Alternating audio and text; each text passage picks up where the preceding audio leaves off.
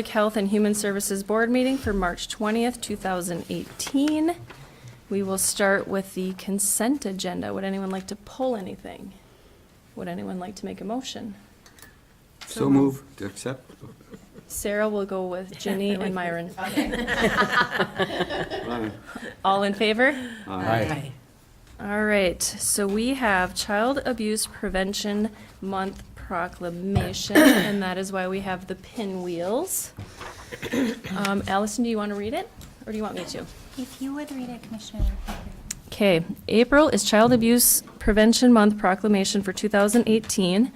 Whereas in federal fiscal year 2015, 4.1 million reports were made to Child Protective Services, and whereas child abuse and neglect is a serious problem affecting every segment of our community, and finding solutions requires input and action from everyone in our community.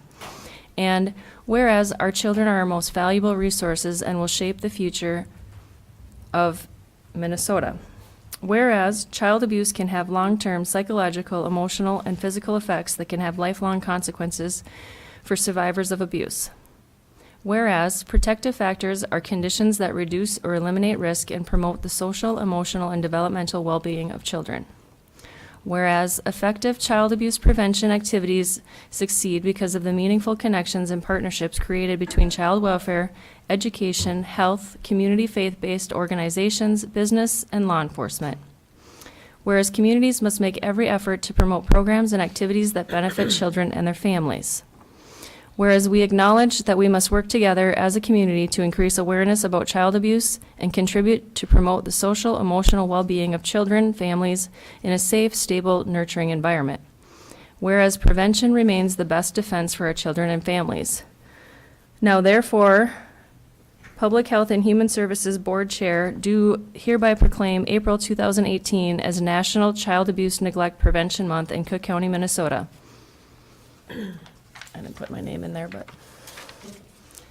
So, that's a little heavy for the first starting out in the morning, but we do it every year and we're very proud to do it. And Allison, we have a huge crowd from your office over here. Yes, thank you. Thank you for that proclamation, Commissioner. And just want to welcome all of the staff who came here today to hear that proclamation. It looks like most of our children's services team, as well as some other social workers from our department. So thank you all for the great work that you do every day to help prevent child abuse. And public health as well is a huge partner in helping prevent child abuse through our family home visiting program and other early interventions. So thank you all for the work that you do.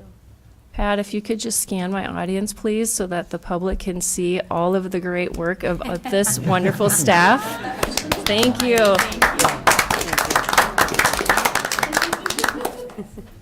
And I did change a word in there from victim to survivor. I noticed Oh, that. that was good. Sorry, it's a thing that I have. You are a victim in the legal sense when you're upstairs talking to the law, and you are a victim when the action happens to you, but you can always be a survivor from that day forward.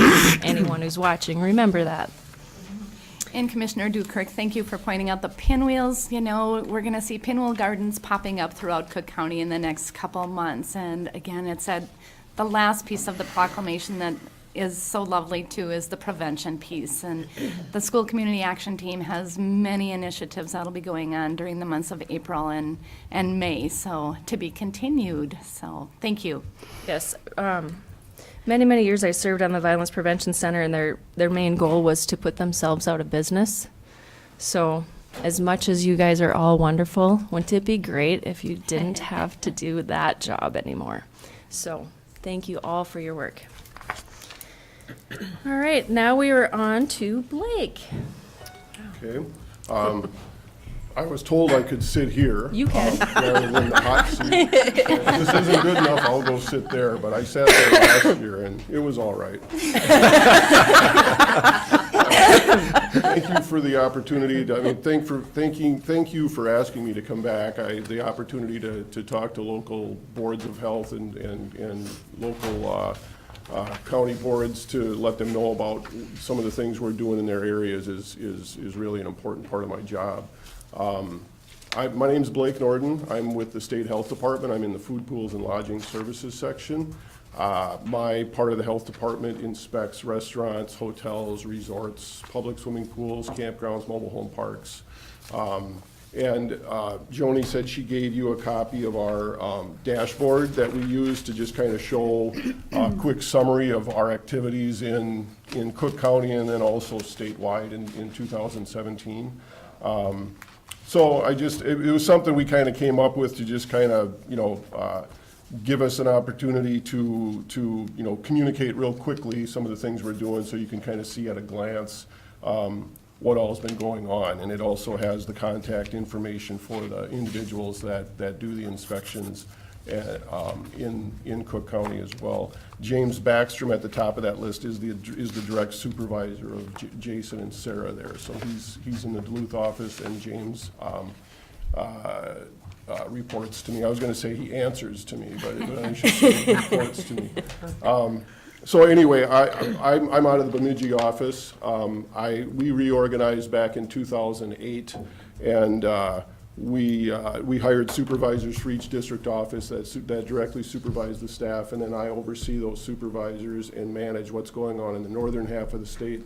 And then I communicate and work with somebody in the St. Cloud office who handles the southern half of the state, so we can kind of make sure things are being done consistently. When we reorganized, we hired a plan reviewer in each district office as well. When an establishment is going to be built new or significantly remodeled, they need to submit plans to the health department so it's constructed properly with the right materials and the right equipment goes in and stuff like that. And so Sarah is one of the plan reviewers in Duluth, and I know she does a lot of communicating with your land department here prior to licensing to make sure the septic system's going in okay and make sure if there's a conditional use permit that's required that's being dealt with as well.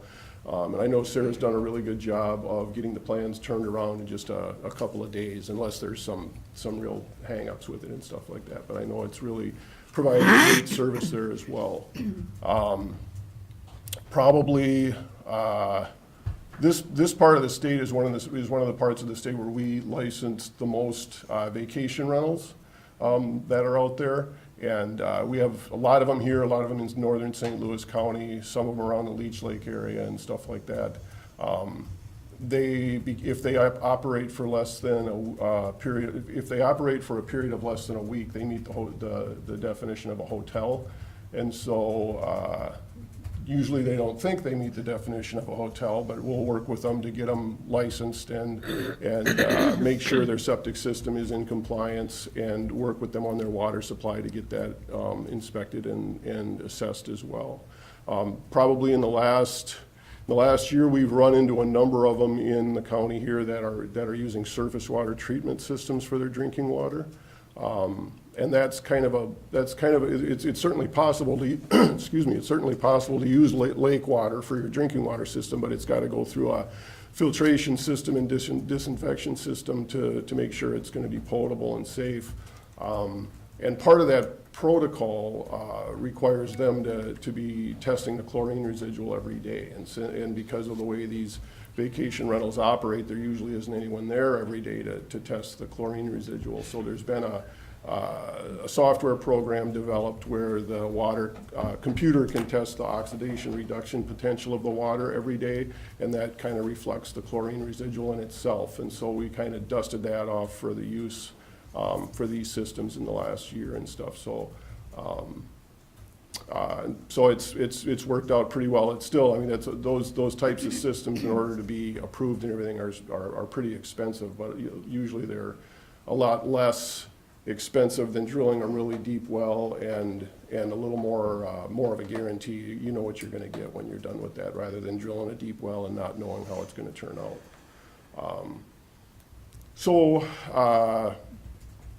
After the meeting here, we're going to go meet with the land department and kind of talk about things that are going on and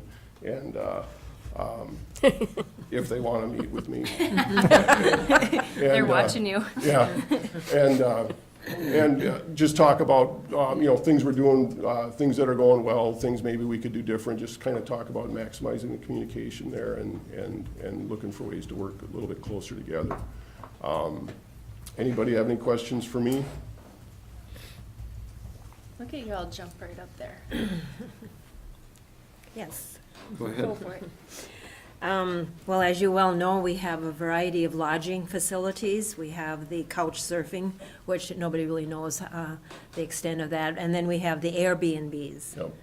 And is that what you start with besides the bed and breakfast and moving up, or? Yes, I guess for the Airbnbs, we kind of throw into, I mean, they're part of our vacation rentals that we basically just call them vacation rentals, but Airbnb or the website that most of them advertise on is VRBO. And, you know, those are all over the place. And we did a mass emailing of everyone that we could find online, probably back in 2010. Just kind of let them know that the way you're operating right now, you know, the way you're operating right now requires a lodging license. And we got a lot of them licensed at that point. A lot of them just immediately went underground and stopped advertising on the website. Or one of the things they did was they would make it so you couldn't tell how many days they were offering the rental at a time. And so it would say call first or something like that. Or you'd have to significantly enter information to really get that to come out. And you know, we've never really approached it from the standpoint of trying to pretend that we're gonna rent someplace to try to catch somebody. I mean, that's not something we wanted to do. So we get them as they're brought to our attention. A lot of times a resort owner might let us know about somebody's house or cabin across the lake or next door or something like that, so we can work with them to try to get them licensed and stuff. You know, And those reports are anonymous. yeah, we don't say, you know, we don't say it's, you know, so-and-so told us to come over, so here we are. You know, that wouldn't work so well in the long run. So yeah, those are just anonymous. We just show up, we got the complaint. They'll usually ask who complained, and we'll say, you know, that's not what's important here. We're just got to figure out what you're doing, and really hope at that point that their well and their septic system isn't going to be a problem, because we've run into those where they've got a water supply that they're not going to be able to use, and so they just end up, you know, if they rent for more than a week, they can do whatever they want because they don't meet a definition of anything that needs a license, but. But if they want to go less than a week, and most of them do because they can make more money that way, you know, it gets to be, it would get to be a problem. Thank you. Myron, did you have a question? I think you got at some of those. Okay. But I will follow up with one on the septic issue. How do you foresee us going forward in dealing with that challenge? Well, Your context of work. Well, for a new establishment, it's something that we always rely on. For the approval of a septic system, we always rely on the septic authority for approval, whether it's a brand new installation or a evaluation of an existing system. Generally, if we're looking at something that's been in the ground for like a vacation rental or a B&B that hasn't previously been licensed, we might be talking about a change in land use there, and because of that change in land use, that septic system might be okay for the house that it used to be, but for the business that it's going to be, it's going to be a little bit different and it might not fly. And so we'd rely on the local sewer authority to let us know where that's at and if that's going to be okay or not. So do you enforce that when you find it out? Is there any way you can do that? If we do not get the approval from the sewer authority, then they can't get a license, and therefore they wouldn't be able to operate if that. They go underground. They go underground, and for those types of things, it's a little tougher if they start advertising a different way or something like that. It might be a little bit tougher to keep a handle on them. I know, excuse me, James Backstrom, who is the supervisor in Duluth, I know he worked quite a bit with the city of Duluth when they developed their vacation rental ordinance down there, and he worked with St. Louis County as well. They worked on an ordinance for vacation rentals for the county for a while, and then I think they got to a certain point and for probably a number of reasons decided they didn't want to proceed. But I know he was able to be a large part of the process to at least let them know what our side of the issues are going into the meetings and stuff like that to help them come up with something that's gonna make sense. So if that was something that Cook County wanted to explore and stuff, we could certainly have staff people assist with that. Thank you. We do have a vacation rental committee, and I think we came to the same conclusion as St. Louis County, is it's much harder to enforce an ordinance countywide. Right. So do you work directly with the Minnesota Department of Revenue? Do they report to you when there's a new vacation rental paying taxes, or do you report to them when you They license one? generally, one of the things that's on our license application is their tax ID number and stuff. And so usually they're getting, usually once we get them licensed, they'll start, you know, they'll hear from us. And it really isn't usually the other way around. Okay. We're in the process of, the very early process of revising our lodging rule, and which doesn't have much of an impact for actually vacation rentals or anything like that. But we, one of the advisory committee meetings it was about a month ago or so, there was an individual from Revenue there that kind of clarify their requirements for these things. And I know they have things like for, I can't remember the term exactly, but if it's a isolated rental or something, it's not something that they would require anything for, or something isolated or occasional, I think was their terminology. And I think the occasional one was, you know, we're talking 2-3 times a year or something like that, and the isolated was like once or something. So, but other than that, it sounded like they were, you know, and that's always been a driving factor. I mean, to kind of even the playing field, that's why people have kind of been complaining about these things. Right, because a large business has to be registered Yep. with you, and they have to pay the appropriate taxes, get their inspections and everything else. And so when they look at a vacation rental, that's why we had the committee, is we had some people that were concerned. And I guess one of the frustrating things for us is that, you know, all the things that people complain about with vacation rentals, we don't have a whole lot in our rule to really address that. You know, they'll you know, the 15 jet skis and the 30 people staying there and the loud parties and all of that. And if the septic system is failing, then that's certainly a concern, because of overuse of the water and stuff like that. But you know, we're there to make sure the room's clean and everything's kind of in good shape, and the smoke detector's working, and the fire extinguishers, you know, okay, and all of that. And so even if we can get them licensed, their revenue knows about them, but some of these same things can still go on. Yeah, I think with the quality of lakes and waters that we have here, they can tolerate the jet skis, if they have any jet skis. But their big issue here is making sure that the septic, you know, some of the business owners, when you get to our areas, the guests for vacation rental don't have a contact in town, so they would go to the closest business and ask the business owner to come over and fix their water system while they're staying there, or they use the facilities of the local business. And a lot of those things are free when you're a guest at the business, so, and you know all that because you probably had the calls. Jan? Thank you, Madam Chair. So I just have a question about the potable water, because that is an issue here with all the different kinds of systems, because we're a creative culture, and we try to make do with, you know, what we have. And wells sometimes are out of the question. They're too deep, and sometimes you don't get good water out of a well, which is surprising in an area that has so many clean lakes, but that's just the story of our geology. So is it possible to bring water, to provide water for VRBO guests, drinking water? The rule basically says that the water supply's got to, right now in the current rule, it's pretty vague. It just says that the water supply's got to meet the requirements of the commissioner, or something along those lines. But the commissioner has, the way we've interpreted that is the water supply, you know, has, if it's a well, it's got to meet well code. Right. If it's if it's not, if it's a surface water supply, then it's got to meet our requirements for that. The water coming out of the tap has to meet the Safe Drinking Water Act requirements, which are the things that are routinely tested for are nitrates and coliform bacteria.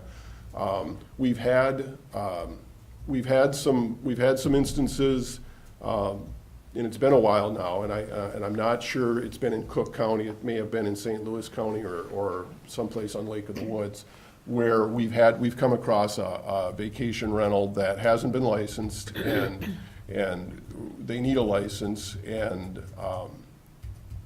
their well isn't going to work for a number of reasons, and so while they're in the process of drilling a new well, we've allowed them to use bottled water or something for that. But we've had people say, can I just put a sign up that says it's lake water, or the water isn't approved, don't drink it, and provide them bottled water. And we haven't licensed anything that I'm aware of under those conditions. Because I know when you go to Mexico, that's the way you do it. You don't drink the water that comes out of the tap. Right.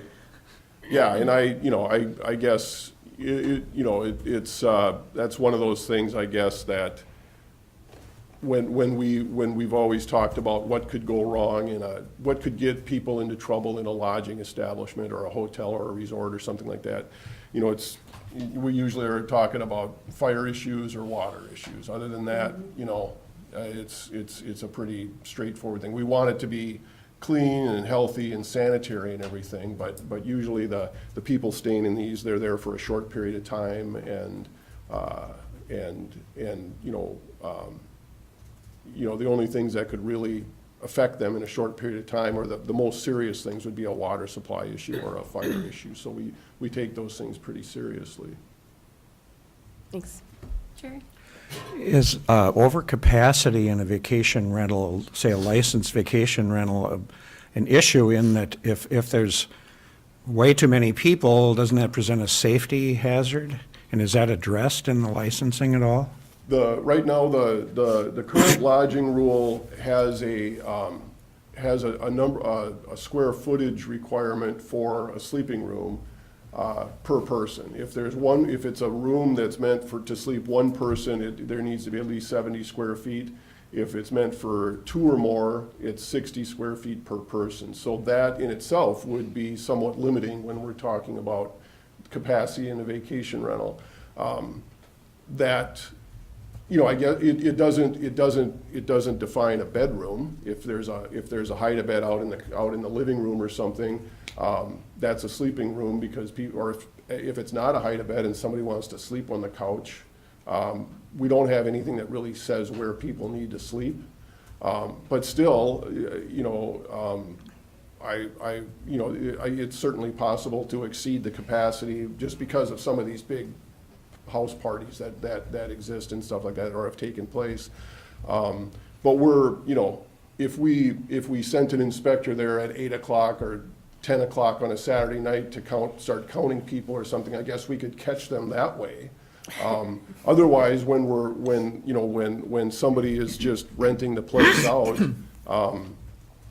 we may show up in the afternoon when people are there sometime and stuff like that. It all depends on when the inspection's conducted and stuff, but it's very difficult to ever really, get a handle on that. If we get a complaint if we get a complaint of a septic system that's been failing over the weekend because of overuse, and we end up going out to take a look at it and that's like that, we might address those issues at that point, because there's evidence that there's been overuse of the system, and it might have had too many people in there and stuff like that. But it just isn't something that's happened, enough to really give us a firm handle on being able to do something about something like that. Does a license specify the number of people that facility is licensed for? No. And the thing we've gotten away from too is you go into a bedroom and it's 80 square feet, or say it's 10 by 10 room, so it's 100 square feet, and there's a double bed in there. Technically, according to the rule, only one person can sleep in there because it's not big enough for two. And if there's a double bed in there, we don't order the double bed out and say only a twin bed can be in there, because a lot of resorts are running these things and they don't want. There's nobody says that there's going to be two people in there. I mean, some of these resorts we have they cater to fishermen and stuff like that, and nobody wants to come in and sleep in a twin bed after they've been out in the boat all day or whatever. We just don't get into dictating who's sleeping where and what kind of a bed do they have and all that. So That's really good. So it's, you know, there are some things we can do, but there's also, you know, there's also different types of options that the resort owners or hotel owners want to offer to their guests and stuff like that. We need to take that into consideration. Thank you. Yeah. Any other questions? Go ahead. According to the statistics here, the established licensing in the county was 254 and inspections are 252. Was that just during the year of 17? Yes. Okay. Yeah. So there were established new licenses? No, those are how many places that have a license in Okay. Cook County right now. Okay. And then of those, 252 were inspected? Yes. Okay. And then there were 3 complaints, Yep. and that comes from the public? Yeah, those can be anything from, I ate at Jerry's restaurant and she wasn't wearing a hairnet to an actual foodborne illness complaint that comes into our epidemiologists and stuff like that. We didn't have any foodborne illness outbreaks in Cook County last year, but those complaints can be anything, like I said, from a standard operating procedure in a restaurant to an actual, outbreak that we have to investigate. Thank you. And I just say that the establishments are given a risk category that is based on what kind of food they serve and stuff like that. And so if it's a bar that serves a frozen pizza, it's a low-risk establishment. And the risk category dictates how often they need to be inspected. So low-risk establishments are every 2 years. Fast food place like the Dairy Queen, where they're basically just cooking food and serving it, that's a medium-risk establishment. That's every 18 months. And then a high-risk establishment is every year. So that's why the numbers don't always jive like that. Well, thank you for coming. You're welcome. Thank you for the work you do. I know the businesses appreciate your fairness. Well, and I know that's, just real quick, I know you're trying to get rid of me now, but the emphasis that the inspectors use when they're out there every day is really to educate. And especially, in one of the bigger challenges in the food service industry is, there's a lot of high school kids and younger kids and stuff like that, younger people working there. And I remember when I did that, just speaking for myself, I wasn't all that concerned with what I was doing. I was more concerned with what I was going to be doing when I got off of work. And so it's a lot of times the inspector will be there and they'll be dealing with new people all the time, a new manager almost every year. And so it's really important to make sure we're educating, letting them know what needs to be done. And most of the things that need to be done to really make the place safer are really easy to do, and it's just kind of doing things a different way. And so we really emphasize that before we get into the enforcement end of things. Thank you. You bet. All right? Thank you. Thanks. You know that this is live, so the chain has already started calling Blake's in town, Blake's in town. Yeah. You should have told me that. Should have told me that at the beginning. Snuck up on somebody. All right, thank you. Thank you, Blake. All right, Allison. Yes. Good morning. Happy first day of spring, everybody. Oh, wow. Some updates on staffing in the agency. We're in the process of hiring for a fiscal supervisor position. We have interviewed 3 candidates, and we hope to have a name to present to the board next week. James Zimmer was approved at a regular board meeting last month as our new adult mental health case manager. He starts formally in Cook County on June 11th. He is, however, going to do some online training and orientation in advance of his start date in the month of May. Some agency updates. We are in the process of doing strategic planning across the department. We had 2 sessions in the last week of February and had really great turnout among the staff for those sessions. Lots of good feedback, ideas, and engagement from the staff on that. Joni and I specifically have been doing some strategic planning around public health programs and discussing our options for filling the vacant public health nurse position, looking at different staffing models in how that position could be filled, if there's opportunity to expand on some of the contracted services that we already have with community partners. So we've made a lot of progress in mapping out our requirements through the Local Public Health Act, the programs that we're currently providing, and where we see opportunities to grow and continue to have a positive preventive impact in the community. So I will certainly keep the board up to date as we move forward with that.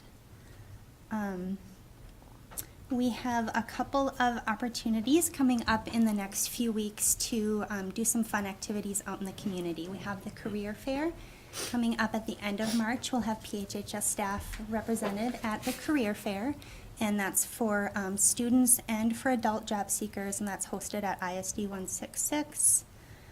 We also plan to participate in the YMCA's Healthy Kids Day, and that's in April. We plan to have social work and I believe public health staff at that event as well. Update on caseload activity. We've had 18 applications for financial assistance in January, 14 in February. We had 48 social services intakes in January. Last month I reported 45, but there are on occasion some late entries.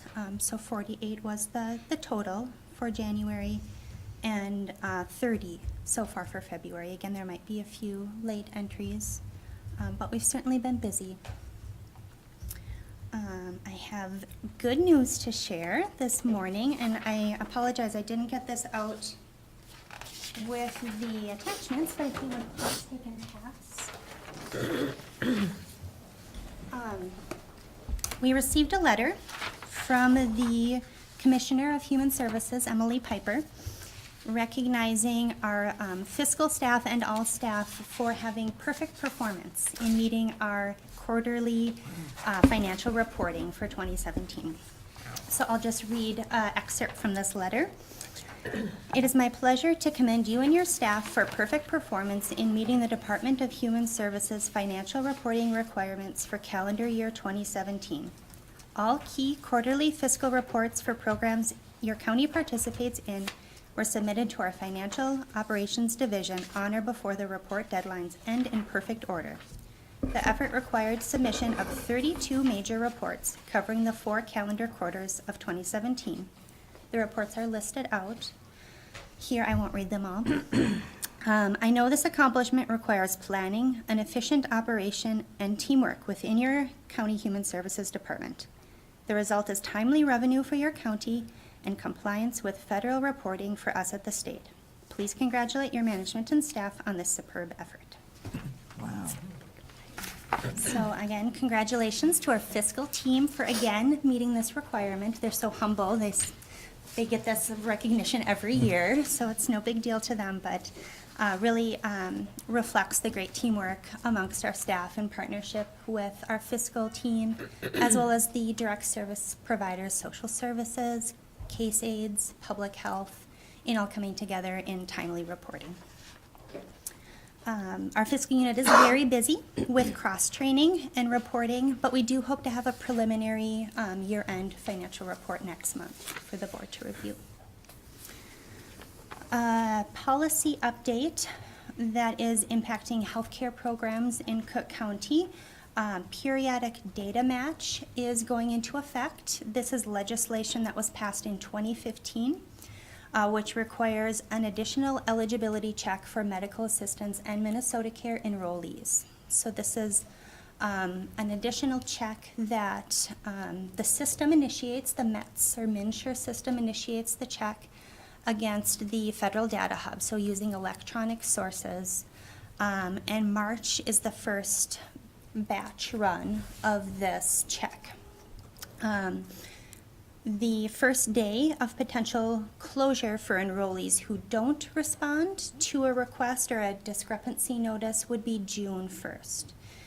So any specific questions would direct to the intake financial worker, and they can help any citizens review the notice and work to maintain coverage for those programs. A few updates. The legislature is in session. Some of the bills that are currently going through is one that would eliminate the child protection staffing withholds. So again, this was legislation in 2015 that appropriated new funds to child protection staffing to help combat some of the high caseloads that were present across the state. And the current formula requires that counties earn the 20% to get the full allocation. And they, in order to earn that 20%, they have to meet certain performance standards. And the legislation that's being proposed is to eliminate that withhold, to allow counties to fully leverage those additional funding, those additional funds to have staff. Currently, it's unpredictable whether or not counties will receive that 20%. And again, eliminating that withhold would allow counties to fully leverage the funds, particularly small counties like Cook, where we have a smaller relative allocation. Two other bills that are in progress and could have a major impact on the operations of our department are a bill that would impose work requirements on medical assistance enrollees. There was some action at the federal level, and there's currently a bill in the state of Minnesota that would require certain medical assistance enrollees to work. Another bill that's currently in progress is the elimination of the METS, or the MNsure system. This would, in its place, require the development of a county-based eligibility system and would shift all of the technology and the eligibility for both medical assistance and Minnesota Care to individual counties. Wow. Both of these bills are raising a lot of questions for counties. AMC has testified, raising concerns with the legislation on the METS elimination bill. That's Representative Dean has proposed that. And MAXA is, that's the County Social Service Directors Organization, is working with counties to look at potential staffing impacts associated with the Medicaid work requirements. So more to come on those. Not busy enough with Minlars? The estimate of impact for the medical assistance work requirements would impact about 125,000 Minnesotans. And then, as I said, with the elimination of the MET system, counties are, again, predicting significant staffing implications with managing that caseload. So Allison, before METS, the system that we use here, that was a state system, wasn't it? Before METS, medical assistance was managed by counties in what we call the legacy system, or MAXIS, the system that we still use for cash and food and some healthcare programs for primarily elderly and disabled populations. Okay, so we still have the system that if forced, we could go back, maybe. I know it wasn't perfect. It would be a massive undertaking. Okay. And previously Minnesota Care was, and still is, administered by the state of Minnesota. So that would be a departure to have counties taking on the Minnesota Care administration. Okay.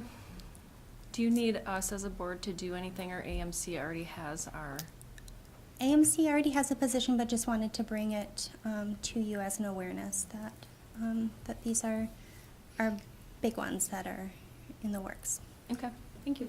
It was a big topic at the legislative session when we met down at AMC at the Health Committee Planning. It's also a huge issue. When I was out in Washington, D.C., there's about 4 states who have already implemented the work on, who are on Medicaid. And they have a specific age, 19 to 59, 19 to 63.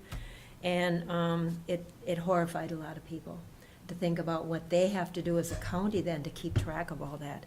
So I don't know what our numbers would be here in terms of what would have to be kept track of, but it's a lot of it is being talked about. I don't know what our legislators are going to do about it, but they certainly heard from a lot of people on the health committee to really think this through especially since the state is not going to follow with any reimbursement on that.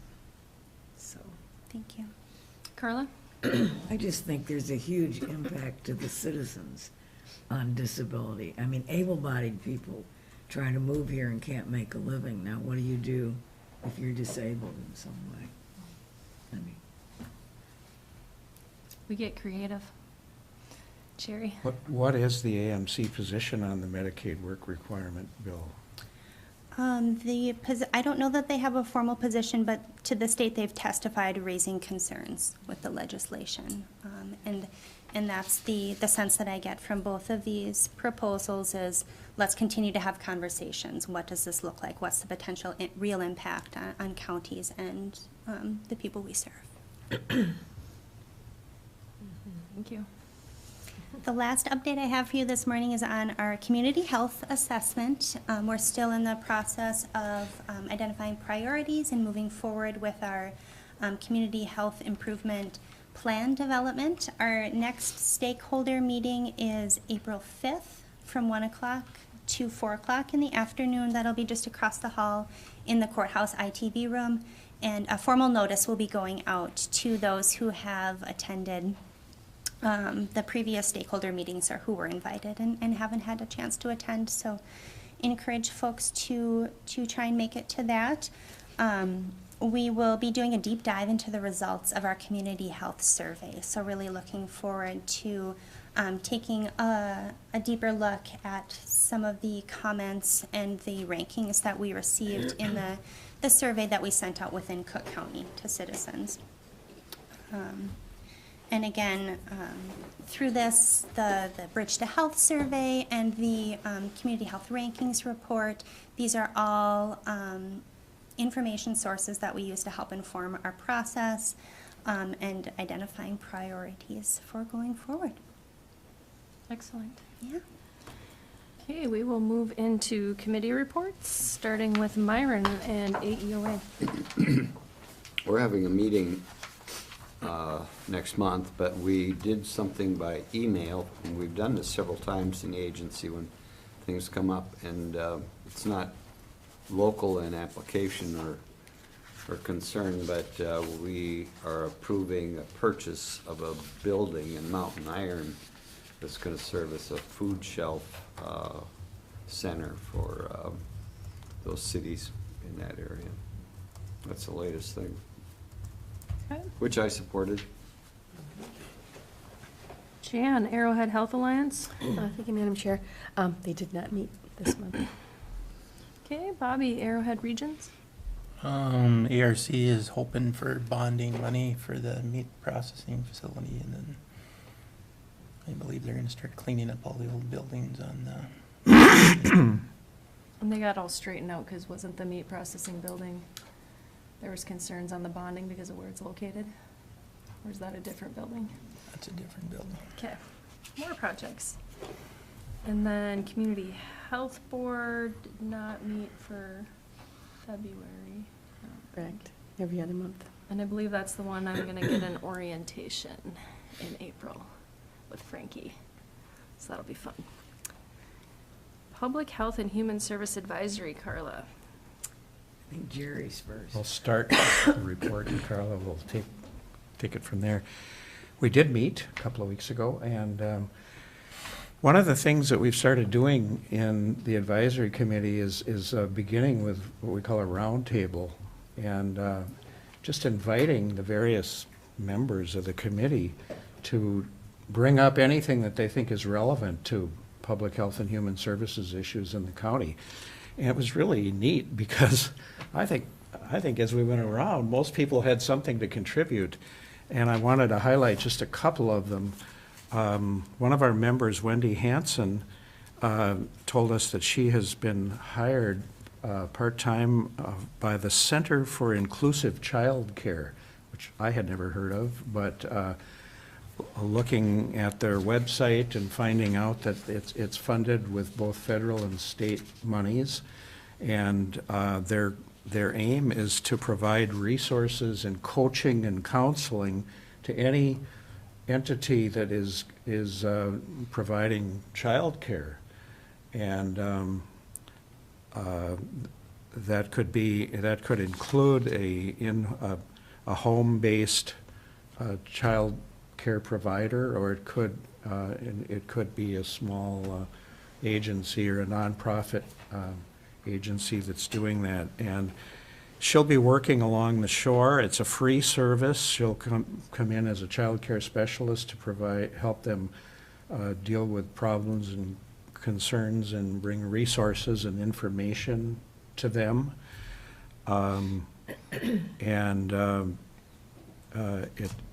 It looks like a really good resource to support the existence of child care providers and even programs in schools and daycare facilities and so on. So that was nice to hear about that. One of the other, Myron. Now, just to follow up on that, I don't know if that was discussed, but how did they define inclusive? How did what? Inclusive, how did they define that? Oh, yeah, good question. They're really talking about wanting to include children with any kind of disability. Good. Or relating to, here I can read part of their definition: successful inclusion of children with special needs or challenging behaviors, as well as implementing health and safety best practices and supporting the unique needs of infants and toddlers. So I think they're trying to focus on kids with special needs or problem behaviors or developmental disabling conditions. Unique behaviors. They're not always problems. Right. Well, it's good news. So just to follow that up, this is funded by, There's some federal money, and then there's also a state program. I don't have it on this handout, but I did see on their website, you can go to their website and see the funding, something about the funding. I can send this yeah, I'd appreciate it. along Yeah. if you want to Yeah. take a look at it. Thank you. Well, there's been discussions about that. I've been personally involved in some child care issues in the county. Right. And so this has been a big topic, and so it's good news if, but also, you know, there's efforts that are being done already through the school because through, you know, there's a certain state program for public schools that are providing this service as well, so hopefully we can get together on that. Right. And thank you. Yeah, you bet. Appreciate the information. Another, one of the roundtable highlights, I thought, another member, Frank Seo, talked about an affordable housing initiative, and that he has been meeting with some other folks who are interested in this, Anna Hamilton being one of those people, forming and wanting to form a nonprofit organization dedicated to creating small, affordable housing units that people could rent to buy. And they have a goal of trying to create 4 or 5 of these rent-to-own homes within the next 10 months, he said. And they'd like to see 5 different contractors from the area be able to showcase designs for some of these small homes. And I think some of it's this tiny home concept that we hear about sometimes. But it was a neat kind of a thing, because their goal is to try to do this without relying on some government program or funding source. They want to try to create low enough cost opportunities that they can make this work on its own terms. So I just thought that was who knows, we'll see how it develops, but it's kind of a private citizen initiative to do something about affordable housing in the county. It's exciting. several, I'm not going through all the people who spoke, and as I said, just about everybody spoke at the, during the roundtable. After that, one of the other things I did want to mention, Mitch Everson was giving a report of his environmental safety department and talked about different kinds of testing that's available for people's water supply, and handed out in particular a brochure about arsenic in well water, which again was a new thing to me. In fact, I think I'm going to stop at the office on my way out of here and pick up one of those test kits. You can submit a sample of your own well water for testing. It's a $50 cost for that, but when you read the brochure, you see that if you had significant arsenic in your water, you'd have reason to be very concerned. It could be quite a health issue over the long term. So, and one of the questions and part of our discussion on the committee after hearing about this was, well, how can this be promoted so that lots of people find out about it? And is there any way to provide any kind of support? This was kind of a what-if question. Is there a way to help people who maybe couldn't afford that fee for the testing?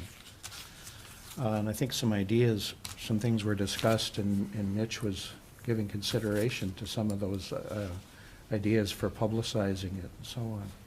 Yeah, when you install a new well, you can do the testing on it. And then there's kits right in the office, and I know we've done some WTIP interviews, but it's been a while since we've had one out, and Soil and Water also makes recommendations, Yeah. So for people who have been in their home for a while and have no idea Yep. about this, it's a pretty significant thing to realize that there's a way to test, and that it's a pretty good idea to do the testing. I'll be following you down there, because when I was looking at Blake and Mitch sitting there, I do have arsenic in my well, so I was like, oh, I better pick that test up again. That's why my hair's pink. I thought it was arsenic. I could tell, yeah. Any of my behaviors that y'all don't like, it's arsenic. Let's scapegoat.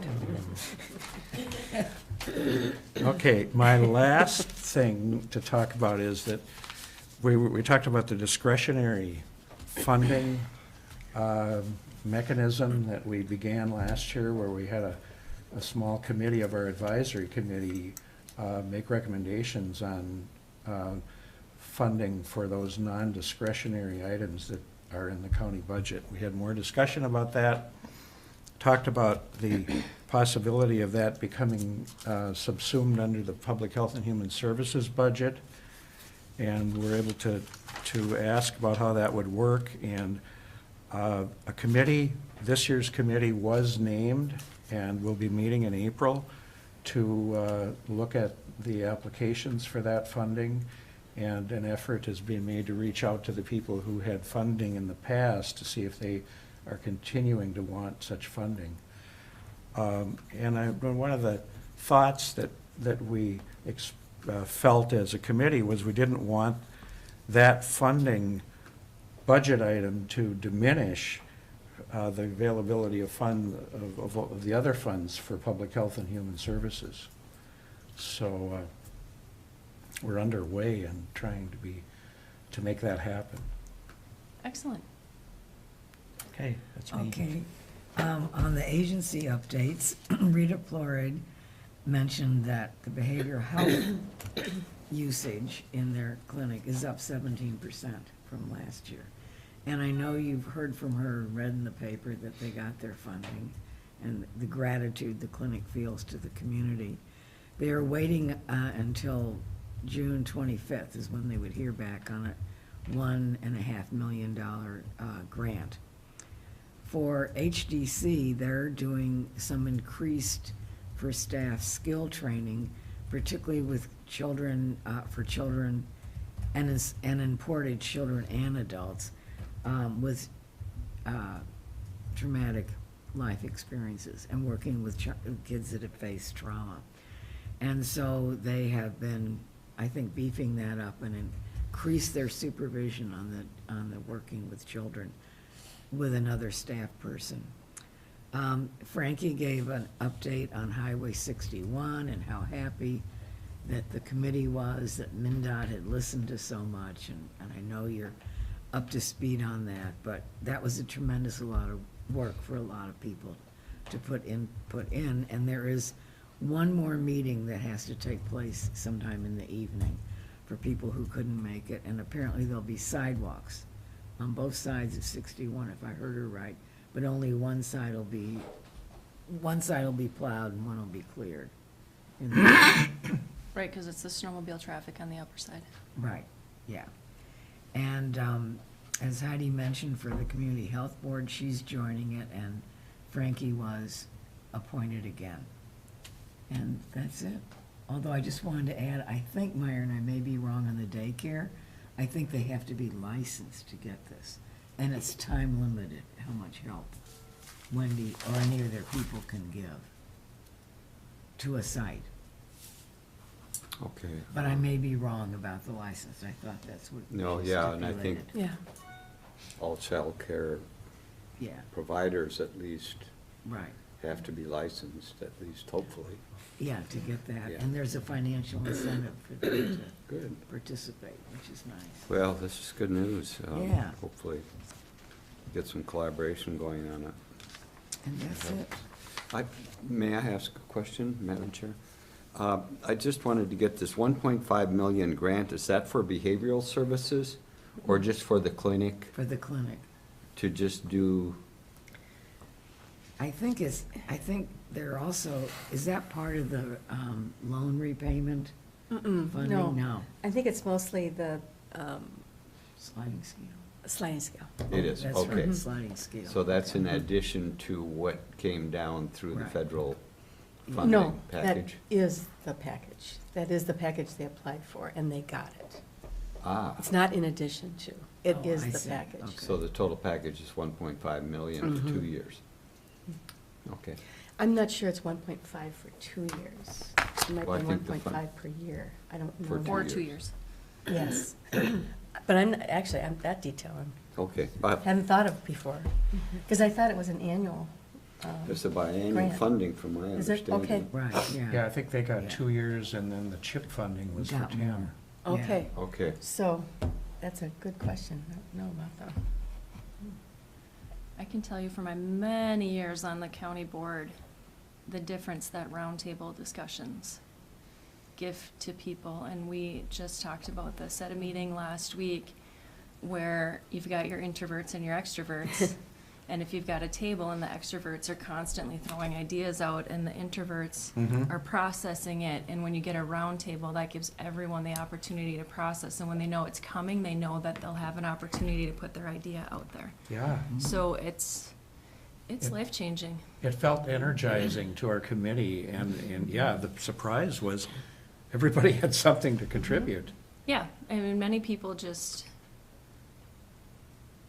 interact by not opening their mouth, and so when you give them the opportunity, it's a wonderful thing. I mean, it changed our board immensely.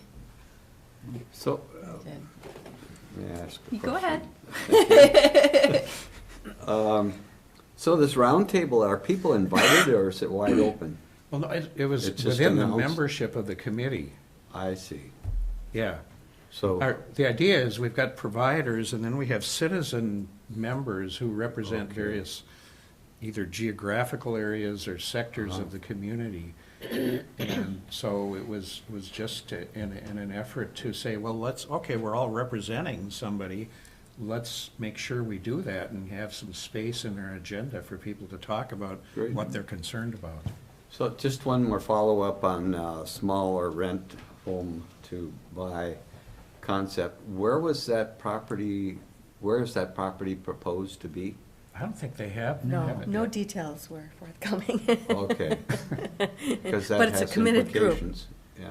I think it might be different parcels of land in different places, but they're really trying to figure out how they can I think You it's know, great. get people to grant them or sell at a decent rate or something that they can build on different Huh. different parcels. There have been other groups that have tried. It's not a new idea, but I. No, and let's not forget all the work Mr. Block is doing out on the other end of town. Exactly, I exactly. mean, we went through 2 business owners that couldn't, and he's making Exactly. it work, so.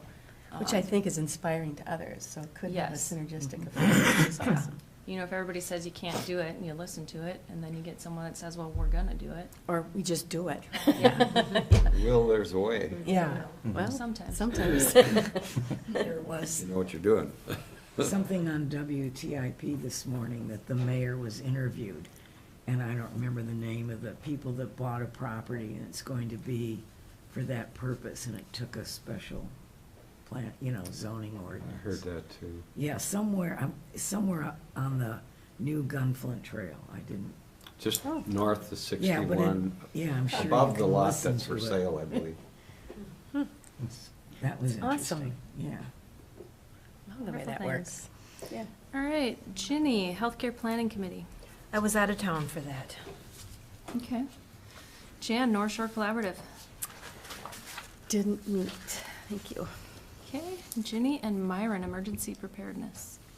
We can report next month because next 2 days, I haven't been to anything since our last time, have you? Yeah, no, our meeting is scheduled, I believe, for the Forest Service next Tuesday at 2 o'clock, and we have a budget committee at 1, so we're overlapping on those days, and I don't know, maybe we could talk about that at our budget meeting,